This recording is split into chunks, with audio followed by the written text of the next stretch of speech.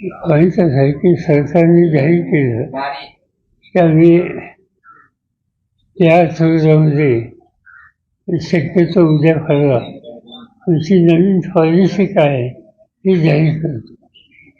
तर 2 दिवस त्यांनी मागितले तर 2 दिवस वाट बघितली पाहिजे.